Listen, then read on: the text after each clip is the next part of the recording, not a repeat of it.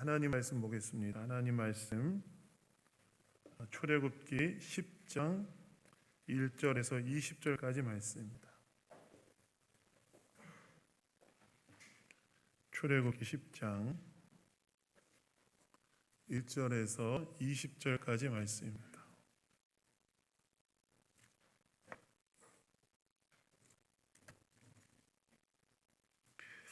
다 찾았으면 저와 교독하도록 하겠습니다. 여호와께서 모세에게 이르시되 바로에게로 들어가라. 내가 그의 마음과 그의 신하들의 마음을 완강하게 함은 나의 표징을 그들 중에 보이기 위함이며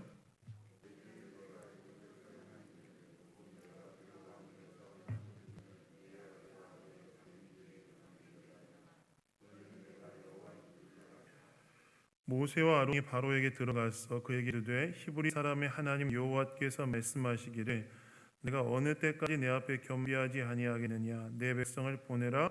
그들이 나를 섬길 것이라.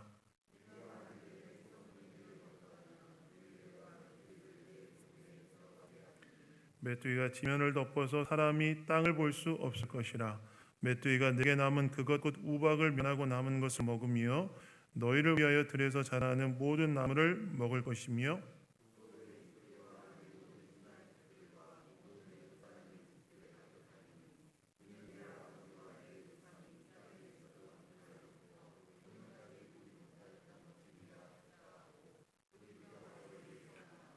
바로의 신하들이 그에게 말하되 어느 때까지 이 사람이 우리의 함정이 되리이까. 그 사람들을 보내어 그들의 하나님 여호와를 섬기게 하소서. 왕은 아직도 애굽이 망한 줄을 알지 못하시나이까 하고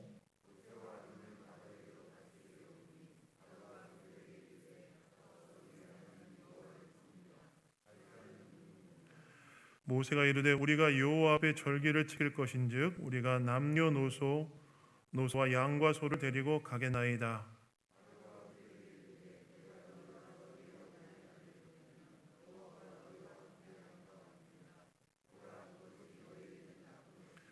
그렇게 하지 말고 너희 장정만 가서 여호와를 섬기라.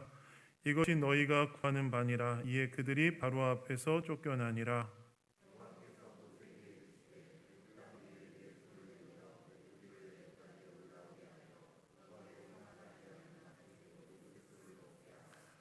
모세가 애굽 땅 위에 그 지팡이를 들매 여호와께서 동풍을 일으켜 온 낮과 온 밤에 불게 하시니 아침이 되매 동풍이 메뚜기를 불어들인지라.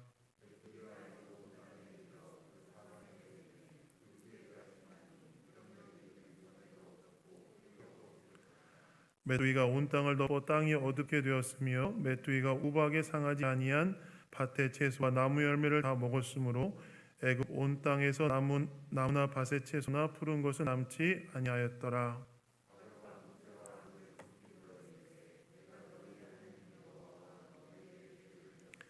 바라건대 이번만 나의 죄를 용서하고 너희 하나님 여호와께 구하여 이 죽음만은 내게서 떠나게 하라. 여호와께서 돌이켜 강렬한 서풍을 불게 하사 메뚜기를 홍해에 몰아넣으시니 애굽 온 땅에 메뚜기가 하나도 남지 아니하니라. 그러나 여호와께서 바로의 마음을 완악하게 하였으므로 이스라엘 자손을 보내지 아니하였더라. 아멘.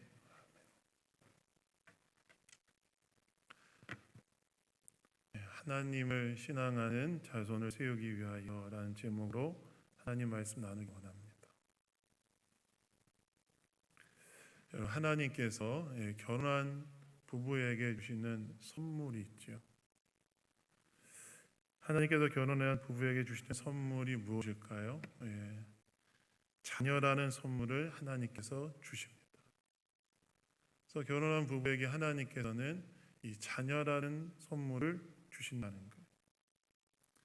한 남자와 한 여자가 만나서 결혼의 언약을 맺고 부부로서 한 가정을 이루어 살아갈 때 하나님께서는 자녀라는 선물을 가정에게 허락하신다는 거예요. 자녀가 생기면 어떤 상황이 됩니까? 자녀가 생기면 자녀로 인해 많은 기쁨과 감사를 얻지요. 저희도 저희 첫째 태어났을 때 애를 데리고 저희 집에 처음 딱 갔을 때 집안 분위기가 달라진다는 게 딱 느껴지더라고요. 애를 중심으로 다들 모여가지고 엄청 즐거워하던 때가 기억이 납니다. 그러나 한편으로 자녀를 키운다는 것은 부모의 입장에서는 큰 도전이라고 할 수 있습니다. 세상에서 제일 힘든 농사 중 하나가 이 자식 농사라는 말이 있지 않습니까? 그래서 자녀를 키운다는 것은 부모에게 있어서 너무나 큰 도전 중에 하나라는 거예요. 저희 첫째가 태어나고 조리원에 있다가 2주 동안 조리원에 있다가 저희 집에 처음 들어올 때가 생각이 나요. 너무 난감했습니다. 조리원에 딱 조리원에 이제 끝나고 이제 집으로 들어오는데 얘를 어떻게 키워야 되나 하는 난감함. 그때 제가 맨 처음 느꼈던 제일 큰 걱정은 무엇이었느냐? 속삭이를 싸는 거였어요. 조리원에 있을 때는 기저귀 가는 거 이런 것도 많이 했기 때문에 그거는 별로 걱정되지 않았는데 신생하니까 이 속삭이로 잘 싸야 되지 않습니까? 그건 아무리 해도 그 조리원의 종사님들처럼 타이트하게 되지 않는 거예요. 그래서 애를 그 속삭이로 잘 싸야만 안정감을 느끼고 마음이 편하다 이런 얘기를 했는데 걔가 오면 이제 속삭이로 싸야 되는데 속삭이로 싸는 것이 제대로 되지 않아 이것에 대한 어떤 난감함으로 인해 걱정했던 것이 기억이 납니다. 애가 집으로 오는 그 순간부터 부모로서 도전이었던 거예요. 애를 키우는 것에 대한 도전이었던 거예요. 그리고 지금도 여전히 자녀를 키우는 것은 부모로서 저에게 큰 도전이라고 할 수 있습니다. 마찬가지겠죠. 결혼하지 않은 분들도 이제 결혼해서 애를 낳게 되면 부모가 되기 때문에 부모로서의 고민을 하게 될 날이 올 것입니다. 특별히 신앙을 가진 부모로서 우리에게는 어떤 도전이 있습니까? 자녀들을 신앙 안에서 잘 키워야 된다는 도전이 다 있지 않습니까? 어떻게 자녀들 신앙 안에서 키워야 될 것인가? 그렇다면 우리는 우리의 자녀들을 하나님을 신앙하는 자녀로서 어떻게 키울 수 있는가? 오늘 말씀을 통해서 우리가 생각해 보기를 원합니다. 여러분 오늘 본문을 보시면 하나님께서 또 모세를 바로에게 보내시죠. 몇 번째 보내시는 것일까요? 이제 세기도 참 어렵죠. 8번째 보내시는 거예요. 8번째. 그래서 제가 설교를 하다 보니까 이 모세의 방문 횟수에 대해서 질문하는 분이 계시더라고요. 지난주 예배 끝나고 저한테 질문하는 분이 계셨어요. 지난번에 제가 7번째 방문이라고 하니까 재앙 전에 2번 방문했고 그럼 7번째 재앙이면 9번째 방문이지 왜 7번째 방문이냐라고 제 아내가 저한테 문제를 하더라고요. 그래서 제가 설명을 해주었습니다. 재앙 중에 2번은 연달아 일어나거든요. 그래서 개구리 재앙 다음에 있는 이 재앙은 바로 연달아 일어났고 가축 돌림병 재앙 이후에 종기 재앙도 바로 연달아 일어났기 때문에 바로의 방문 횟수를 따지려면 9번에서 2번을 빼야 된다. 그래서 7번이다. 제가 잘 설명해 드렸습니다. 그래서 오늘 몇 번째 방문이라고요? 8번째 방문. 8번째 방문. 그래서 오늘 본문을 보시면 하나님께서 모세에게 바로에게 가라고 명령하시면서 하나님께서 왜 바로와 그의 신하들의 마음을 완강하게 하셔서 표징. 여기서 말하는 표징은 이제 애굽에 하나님께서 내린 기적과 이사를 말하는데요. 그냥 큰 재앙을 말하죠. 큰 재앙을 왜 내렸는지에 대해서 이야기하시는데 하나님께서 무엇이라고 이야기하시는가? 왜 이런 큰 재앙, 이런 기적과 이사를 애굽에 왜 내렸는가? 하나님께서 말씀하시는데 뭐라고 말씀하시느냐? 2절에 보면 이렇게 나오죠. 우리 2절 한번 다 같이 한번 읽어보도록 하겠습니다. 2절 읽겠습니다. 시작. 내게 내가 애굽에서 행한 일들 곧 내가 그들 가운데에서 행한 표징을 내 아들과 내 자손의 귀에 전하기 위함이라. 너희는 내가 여호와인 줄을 알리라. 이렇게 말씀하셨습니다. 하나님께서 처음으로 애굽의 이런 기적과 이상, 하나님의 전능하심을 드러내는 이러한 재앙을 내신 이유에 대해서 한 가지를 이야기하시는데, 뭐라고 이야기하시냐면 이스라엘 백성을 애굽의 압제와 학대에서 구원하시는 뜻도 있었지만 그들의 자손들이 이에 대해서 듣고 여호와 하나님에 대한 신앙을 갖도록 하게 하기 위해서 이러한 일을 행한 것이다 라고 하나님께서 말씀하셨다는 거예요.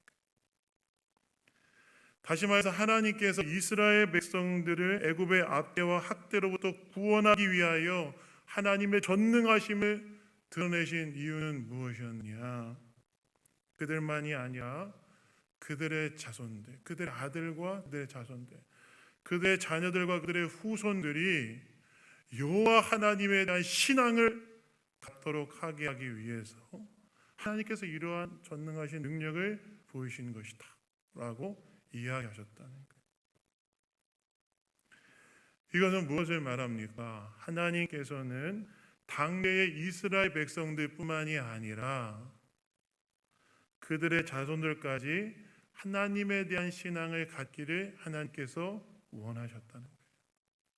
하나님께서 이러한 이적을 행하시고 이러한 기적을 행하셨던 이유는 무엇이냐면 출애굽 1세대 이 당대 이스라엘 백성들뿐만이 아니라 이 이야기를 듣고 하나님의 구원의 역사의 이야기를 듣고 그들의 후손들까지도 하나님을 섬기는 자들이 되기를 원하셨기 때문에 하나님 이런 일을 행하셨다고 이야기하고 계신 거라는 거예요. 그래서 여러분 여기에서 우리가 한 가지 알아야 될 것이 있습니다. 무엇이냐? 하나님께서 우리로 하여금 하나님의 구원의 능력을 경험하게 하시는 이유 중에는 우리의 자손들이 여호와 하나님을 신앙하는 자손들로 세우기 위한 하나님의 뜻과 계획이 있다는 사실을 알아야 된다는 거예요. 저와 여러분이 하나님의 구원의 능력을 경험하는 그런 구원의 능력을 경험하게 하셨다면 거긴 무엇이 있느냐? 나뿐만이 아니라 나의 자손들까지도 여호와 하나님을 신앙하는 자녀들로 자손들로 세우기 원하시는 하나님의 뜻이 거기에 들어가 있다는 거예요. 이것은 무엇을 말합니까? 하나님께서는 하나님의 구원의 능력을 경험한 부모들, 즉 하나님에 대한 신앙을 가진 부모들은 자녀들이 여호와 하나님만을 섬기는 신앙으로 세우는 자들이 되기를 하나님께서 원하신다. 그런 책임이 있다는 거예요. 하나님의 구원의 능력을 경험한 부모들, 신앙을 가진 부모들에는 어떤 책임이 있느냐? 자녀들을 하나님을 섬기는 신앙인으로 세우기 위한 책임이 다 있다는 거예요. 그래서 저와 여러분에게는 어떤 책임이 있는지 아십니까? 우리의 자녀들, 우리의 자손들을 하나님을 섬기는 신앙인으로 세워야 되는 책임들이 다 있어요. 그래서 청교도 목회자였던 리차드 백스터라는 사람이 있는데요. 이 사람이 썼던 하나님의 가정이라는 책에서 보면 이렇게 그가 말했습니다. 한번 들어보십시오. 거룩한 가정은 안락의 장소이며 하나님의 교회이다. 하나님께서는 사람들의 마음을 움직여 그들의 가정을 작은 교회로 만드신다. 그리고 모든 가정은 아버지와 남편을 목사로 한 작은 교회여야 한다. 이렇게 얘기했어요. 리차드 백스터라고 아주 유명한 청교도 목회자가 있는데 그가 뭐라고 이야기하냐면 가정은 작은 교회이고 각 가정의 남편과 아버지들은 그 작은 교회의 목회자 하나님이 세우셨다. 자녀들을 신앙인으로 세우고자 하는 책임이 아버지들에게 있다. 남편들에게 있다. 이렇게 얘기했다는 거예요. 물론 이 말은 어머니와 아내들에게 책임이 없다는 말이 아닙니다. 미국 휘튼 대학교 교수인 레든 라이큰이라는 교수가 이렇게 말했습니다. 한번 들어보십시오. 남편과 아내는 하루하루의 가정 사역을 관리하고 감독하는 권위를 공유한다. 이렇게 말했어요. 무슨 말입니까? 신앙 있는 부모들에게는 자녀들을 여호와 하나님을 신앙하는 자손들로 세워야 하는 책임이 있다는 거예요. 저와 여러분이 하나님에 대한 믿음이 있다면, 하나님에 대한 신앙이 있다면 우리에게 다 어떤 책임이 있는 거예요? 자손들을, 자녀들을 하나님 잘 믿는 사람들로 세워야 되는 책임이 다 있다는 것입니다. 그래서 여러분, 신앙 있는 부모들은요, 자녀를 하나님을 신앙하는 자녀로 세우는 것이 하나님이 나에게 맡기신 책임이라는 사실을 적극적으로 받아들여야 됩니다. 사실 여러분, 세상을 살아가다 보면 얼마나 바쁩니까? 그렇죠? 안 바쁘세요? 너무너무 바쁘지요. 사회에서 감당해야 될 삶의 책임과 역할이 얼마나 크고 무겁습니까? 그러면 자녀들의 신앙교육에 대한 문제에 있어서도 소홀해지게 되는 것이 사실입니다. 그건 안 된다는 거예요. 그렇긴 하지만 그래서 안 되고, 자녀들의 신앙으로 세우는 것은 하나님께서 부모인 나에게 맡기신 일이라는 사실을 기억하시고 책임 있게 받아들여야 돼요. 하나님에게 맡기신 나의 자녀들 하나님을 섬기는 신앙인으로 세우는 그 일을 나에게 맡기셨다는 사실을 기억하시고 적극적으로 받아들여야 된다. 소홀하고 놓치고 있는 것들이 있다면 다시 이것을 나의 일로 받아들여야 된다. 그럼 여러분, 우리가 자손들을 하나님을 신앙하는 자녀들로 세우기 위해서 어떻게 해야 될까요? 첫 번째는요, 무엇보다 자녀들이 여호와 하나님을 섬기는 자로 세우겠다는 뜻을 명확하게 일단 세워야 돼요. 뜻을. 여러분, 오늘 본문을 보시면 하나님께서 이스라엘 백성들의 자손들을 하나님을 신앙하는 자손들로 세우고자 하는 계획을 가지고 계신데, 이에 대해 반대하는 사람이 나오지요. 누구입니까? 바로입니다. 바로가 탁 나갔어요. 그래서 여러분, 오늘 본문을 보시면 메뚜기 재앙에 대한 경고를 들은 바로가 모세를 불러서 협상을 하는데 뭐라고 이야기합니까? 10절과 11절에 보시면 이렇게 나오죠. 바로가 그들에게 이르되 내가 너희와 어린아이들을 보내면 여호와가 너희와 함께 함과 같으니라. 보라, 그것이 너희에게는 나쁜 것이니라. 그렇게 하지 말고 너희 장정만 가서 여호와를 섬기라 라고 이야기합니다. 바로가 뭐라고 말하냐면, 메뚜기 재앙에 대한 경고를 듣고 난 후에 타협안을 만들어 모세에게 제시하는데, 이스라엘 백성들의 어린아이들은 놔두고 장정만 가라 그랬다는 거예요. 장정만 가라. 여러분, 왜 바로는 어린아이를 남겨놓으라고 했을까요? 여러분, 어린아이들을 놔두고 가면 어떻게 됩니까? 어린아이들 놔두고 가면 어떻게 되냐면, 이스라엘 백성들이 다시 돌아와야 했고 애굽의 압제 가운데 살아야 됐겠죠.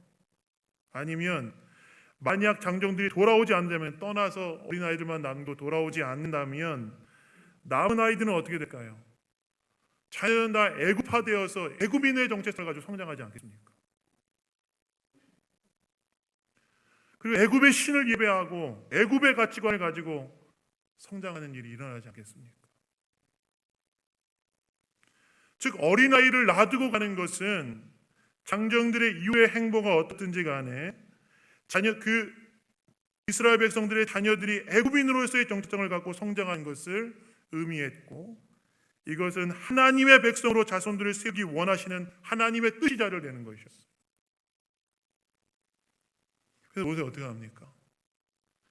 남녀노소를 다 데려가야 한다는 자신의 말이 받아들이지 않으니, 물론 쫓겨나긴 했지만 모세도 더 이상 거기서 얘기하지 않아요. 협상 자체를 더 이상 하지 않습니다.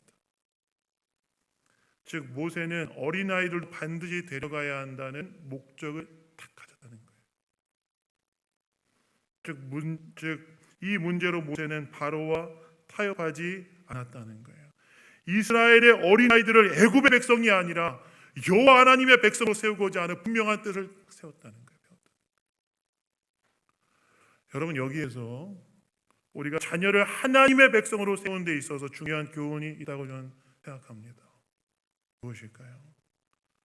뜻을 분명히 써야 됩니다. 뜻을. 나에게 허락하신 자녀는 하나님께서 하나님을 신앙하는 자녀로 주셨다는 분명한 믿음 속에서 하나님을 신앙하는 자녀로 세우겠다는 뜻을 분명히 세우는 게 너무나 중요하다는 거예요. 뜻을 세워야 된다. 뜻을.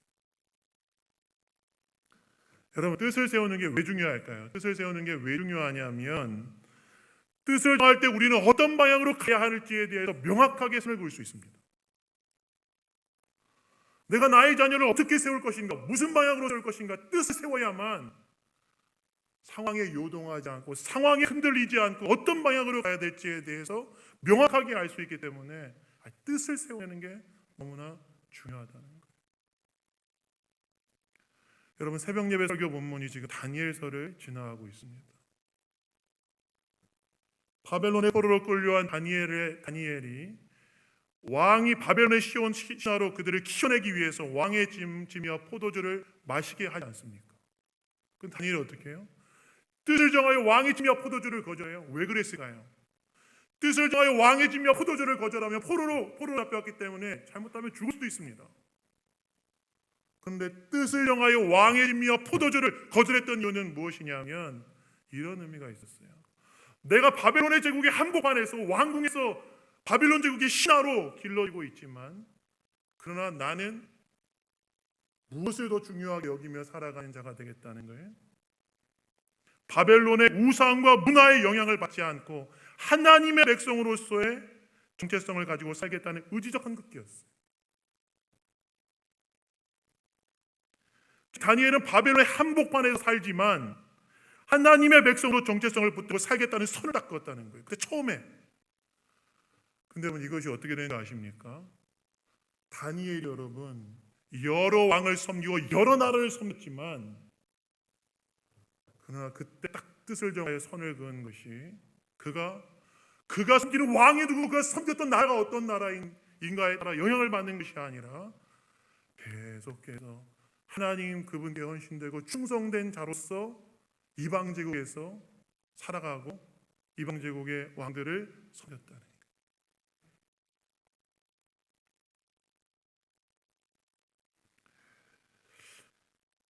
하나님 앞 뜻을 정한 것이 그가 어떤 상황에 놓여있든지 흔들리지 않고 계속해서 하나님께 헌신하고 충성된 자로 살아가게 하는 이유가 되었다는 거예요.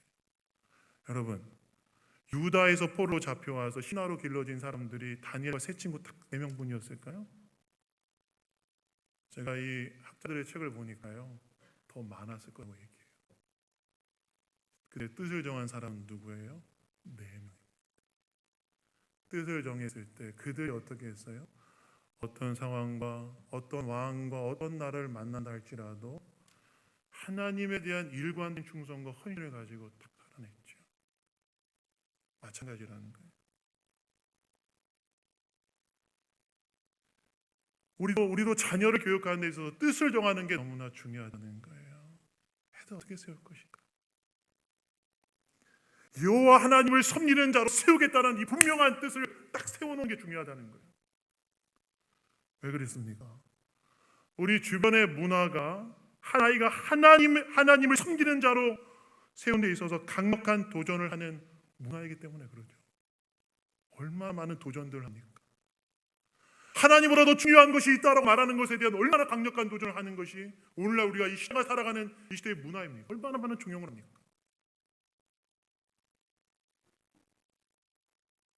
하나님보다 더 중요한 것이 있다고 계속해서 종용하고 있는 것이 우리가 살아가는 이 시대의 문화이지 않습니까? 그래서 뭘 해야 되냐? 뜻을 정해야 된다. 부모로서 뜻을 정해야 된다. 하나님을 제일 소중한 자로 세워내겠다는 뜻을 딱 정해야 돼요. 뜻을 딱 정해야 돼요. 하나님을 섬기는 자로 뜻을 딱 세우겠다는 뜻을 딱 부모가 정해야만 방향을 잃지 않고 때로 흔들릴 수도 있습니다. 때로 어려울 수도 있습니다. 그러나 그 방향으로 세워갈 수 있다는 것입니다. 제가 최근에 CBS에서 만든 참잘법이라는 그 프로그램이 있어요. 아세요? 모르시죠? 거기에 서울의 청파교회 김기영 목사님이 나오셔서 했던 동영상을 봤는데요. 자녀교육에 대한 이야기를 쭉 하시더라고요. 근데 그분의 이 이야기를 읽으면 그분의 이제 동영상을 보면서 참 인상 깊었던 내용 중에 하나는 두 가지가 있었는데, 하나는 자녀는 내 소유가 아니라 하나님의 소유라는 걸 명확하게 해야 된다라는 이야기를 하셨고, 두 번째 제가 인상 깊었던 내용은 오늘날 종교와 같이 아이들의 마음을 주장하는 것, 공부인 것 같다. 공부 중요합니다. 저도요, 매일 이 수능 시험 준비하고 있는 우리 아이들의 공부를 위해서 기도합니다. 근데요, 그보다 더 중요한 게 있어요. 그걸 가르쳐줘야 돼요. 뭘까요? 하나님이 더 중요하다. 여러분, 하나님 왜 더 중요합니까? 여러분, 아이들의 인생에서 왜 하나님이 더 중요합니까? 인생의 진정한 복은 어디서부터 온다고 성경이 말합니다. 하나님으로부터 온다고 말하지 않습니다. 여러분, 이게 딱 무엇이 더 중요한지에 대한 가치가 딱 바뀌면요, 하나님도 그것을 위하여 종속된 존재가 됩니다. 그거 아세요? 왜 하나님이 더 중요하냐? 하나님을 섬기는 것이 정말 인생에서 진정한 복을 준다고 성경은 이야기하고 있기 때문에 그렇죠. 그러면 시편 1편에 보시면, 시편 1편이 뭡니까? 시편 150편 전체를 관통하는 첫 번째 시편으로서 이 모든 시편을 이끌어내는 핵심적인 시편이 150편 중에 1편인데, 그래서 뭐라고 얘기해요? 복 있는 자는, 누가 진짜 복 있는 사람이냐? 여러분, 우리가 인생을 살아보면 다 인생을 어느 정도 살아보지 않았습니까? 모든 사람이 인생의 희노애락은 찾아오죠. 돈만 사고 여러분 어려움이 안 찾아옵니까? 제가 얼마 전에 오카노 목사님 설교집을 쭉 한번 읽어봤는데, 그 교회 강남에 있었잖아요. 자기는 강남에 살걸 하면 어려움이 없을 거라고 생각했는데 와서 보니까 너무너무 인생들이 힘들다는 거예요. 돈 있다고 어려움이 없습니까? 돈 있어서 어려워요. 돈 때문에 어려워지는 건 너무 많아요. 그리고 중요한 건 뭐예요? 사람을 잘 세워내는 게 중요한 거예요. 진정으로 복 있는 자로 세워내는 게 중요합니다. 근데 진정으로 복 있는 자가 어떤 자라고 성경은 이야기하고 있냐면, 시편 1편에서 이야기하는 것처럼 오직 여호와 율법을 즐거워하여 주야로 묵상하는 자로다. 저는 시냇가에 심은 나무가 잎사귀가 마르지 아니함과 잎사귀가 마르지 않고 그 과실이 풍성할 것이다라고 이야기했던 것처럼, 누가 진정으로 복 있는 사람이라는 거예요? 여호와 하나님을 섬기는 자가 복 있는 자이기 때문에.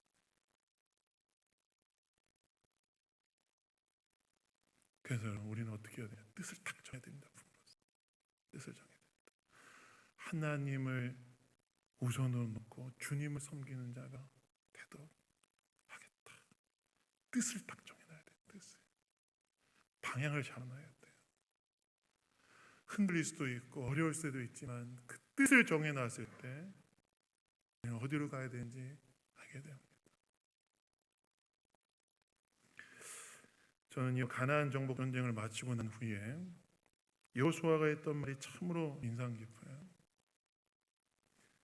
가나안 정복 전쟁을 어느 정도 완료하고 난 다음에 여호수아가 세겜의 모든 이스라엘 지파의 백성들을 불러놓고 마지막 고별 설교를 하죠. 마지막 고별 설교를 하면서 여호수아가 이스라엘 백성들에게 뭐라고 이야기합니다. 이렇게 얘기합니다. 이스라엘의 역사를 한번 해고요. 아브라함을 부르시고 애굽에서 이스라엘 백성을 출애굽시키시고 가나안 땅을 정복시킨 하나님의 능력과 은혜에 대해서 이야기하고 난 다음에 이스라엘 백성들 향해서 이렇게 이야기합니다. 한번 들어보십시오.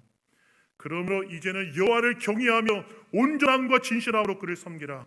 너희의 조상들이 강 저쪽 애굽에서 섬기던 신들을 치워버리고 여호와만 섬기라. 만일 여호와를 섬기는 것이 너희에게 좋지 않게 보이거든 너희 조상들이 강 저쪽에서 섬기던 신이든 신들이든지 또는 너희가 거주하는 땅에 있는 아모리 족속의 신들이든지 너희가 섬길 자를 오늘 택하라. 오직 나와 내 집은 여호와를 섬기겠다. 여러분, 섬길 자를 선택하십시오. 뜻을 정하십시오.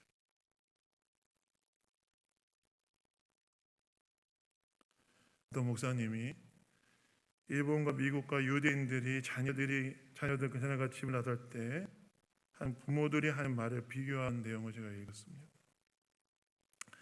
일본인 부모들은 자녀가 집을 나갈 때 이렇게 얘기한답니다. 다른 사람들을 패끼지 마라. 일본이 약간 그런 패끼지 않으면 하니까. 미국의 부모들은 남에게 도움이 되는 사람이 되라 이렇게 얘기한다고 그래요. 근데 유대인 부모들은 이렇게 말한다고 합니다. 이런 의식, 나 없는 하나님은 있어도 하나님 없는 나는 없다. 오늘도 하나님의 도구로 살아라 이렇게 얘기합니다. 반응을 정한 것이죠. 여러분, 오늘 저와 여러분은 반응을 정했습니까? 어려워요. 자녀 교육 쉽지 않습니다. 저도 저희 첫째가 사춘기가 됐을 때 저에게 어떻게 대할지 걱정이 됩니다. 걱정이 돼요. 걱정이 됩니다. 저희 둘째가 사춘기가 돼서 어떻게 될까 걱정이 됩니다. 그러나 부모로서 우리는 뜻을 정했다. 난 이 부분에서는 타협할 수 없다. 여호와 하나님을 섬기는 자가 되게 하는 것이 너의 인생의 진정한 축복이니 난 이 방향을 절대로 타협할 수 없다. 여러분, 저와 여러분은 자녀 교육에 있어서 뜻을 딱 정해놓고 있습니까? 뜻을 정하시는 저와 여러분 다 되기를 예수님 이름으로 축원합니다. 아멘 좀 크게 하시면 안 될까요? 가뜩이나 지금 덥고 약간 이러면서 졸릴 것 같은데.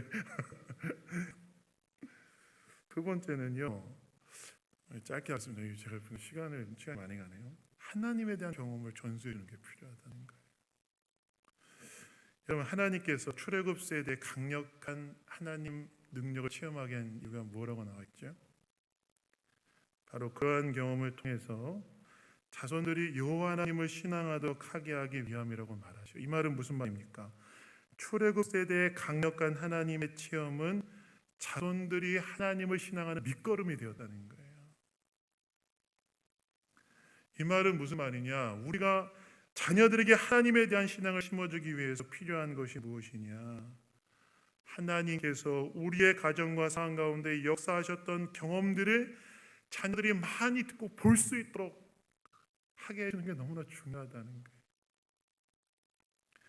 자녀들이 가정의 문제 앞에서 부모들이 정말 하나님 앞에 하나님을 의지하며 문제를 풀어가도록 하는 것을 보게 해주고, 하나님의 말씀 앞에서 정말 진지하게 고뇌하고 있는, 내가 이 말씀에 순종해야 되는데 고뇌하고 있는 모습을 보여주는 것, 하나님의 삶을 실제적으로 볼 수 있도록 하게 해주는 것, 그것이 자녀들에게 신앙을 전수하는 데 있어서 중요한 거라. 하나님을 마치 공기처럼 느끼게 해주는 것이 필요하다.